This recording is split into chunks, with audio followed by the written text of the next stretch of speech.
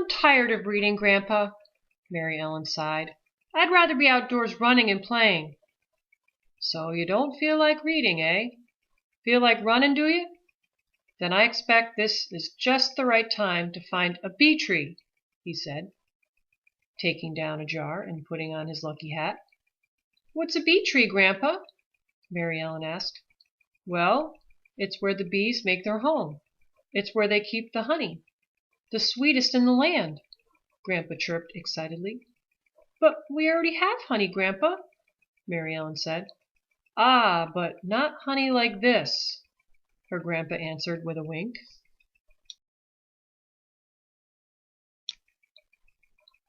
Mary Ellen and her grandpa put on their coats and went outdoors. They walked down past the hollyhocks to the garden and found bees gathering pollen from the flowers. Her grandpa carefully trapped some in the glass jar, making sure not to hurt them. When he was sure that he'd had enough, he smiled and leaned close to Mary Ellen. They'll take the pollen back to the hive to make it into honey, and we'll be right behind them. Then he slowly loosened the lid of the jar and let one single bee escape. It stayed on the mouth of the jar for a moment, flew straight up, then buzzed toward the cornfield. Quick now, run! Grandpa called out as he began to chase the bee.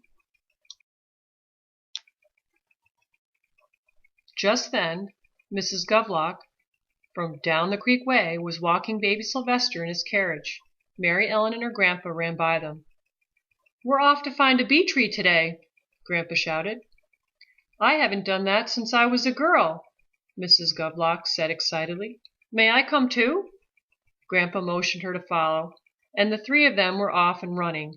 Baby Sylvester laughed out loud as his carriage bumped and bounced through the rows of corn. Honk, went a goose as it waddled after them.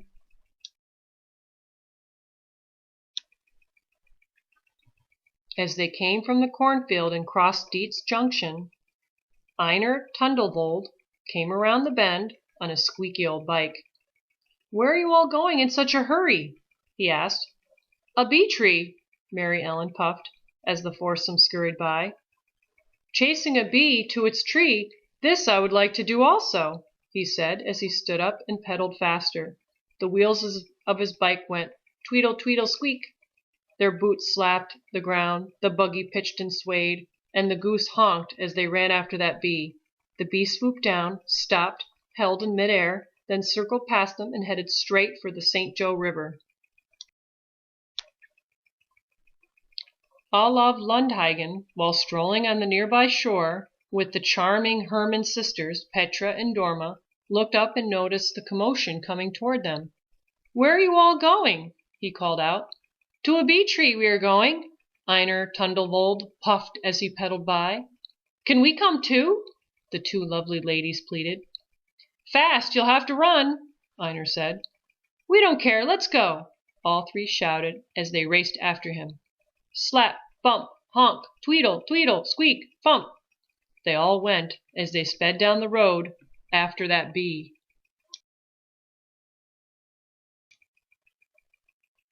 Klondike Bertha Fitchworth, just back from an expedition in Yukon, had car trouble next to the road. She looked up just in time to see everybody running by. You say you're after a bee tree? She shrieked. Zounds, that would be easy, but Eureka! What an adventure! She sprinted along behind them. The bee dipped and soared as it made its way out of sight. But Grandpa carefully let another out, and the chase was on again.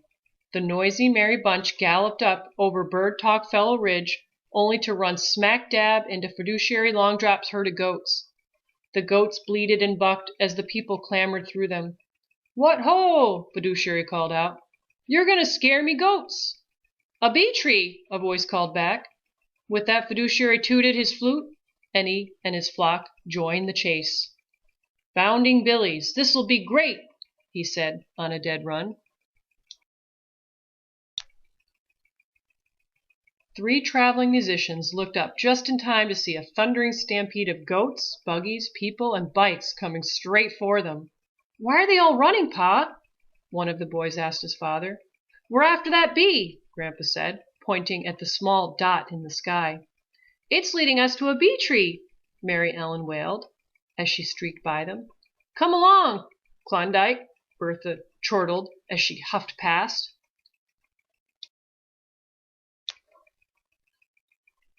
Slap, bump, bleat, honk, tweedle, tweedle, squeak, bump. They went as they ran. Hoofs clattered. Rows of corn were parted. Nothing really mattered but chasing that bee. They ran through Griner's Bluff and into Bishop's Meadow, around Dead Man's Tree, and then to Bird Talk Hollow.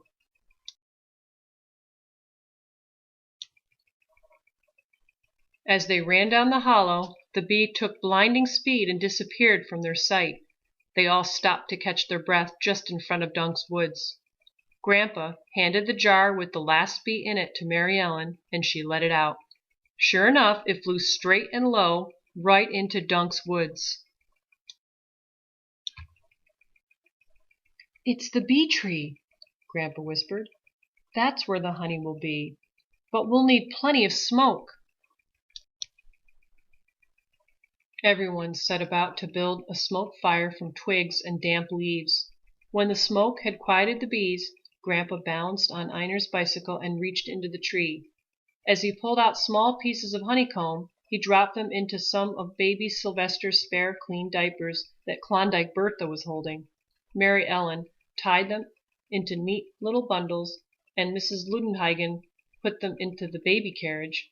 The musicians played merrily as the Herman sisters danced. Grandpa invited everyone back to the house for baking powder biscuits, fresh brewed tea, and, of course, the honey. There was music, dancing, tall tales, and raucous laughter as they all buzzed about the sweet adventure of that day. Grandpa took Mary Ellen inside, away from the crowd. Now, child, I am going to show you what my father showed me and his father before him, he said quietly. He spooned the honey onto the cover of one of her books. Taste, he said, almost in a whisper. Mary Ellen savored the honey on her book. There is such sweetness inside of that book, too, he said thoughtfully. Such things, adventure, knowledge, and wisdom. But these things do not come easily. You have to pursue them. Just like we ran after the bees to find their tree, so you must also chase these things through the pages of a book. Then he smiled and hugged her. From that day on, Mary Ellen never again complained about her reading. She found it to be every bit as exciting as a wild chase through the Michigan countryside, and as sweet as the honey from a bee tree.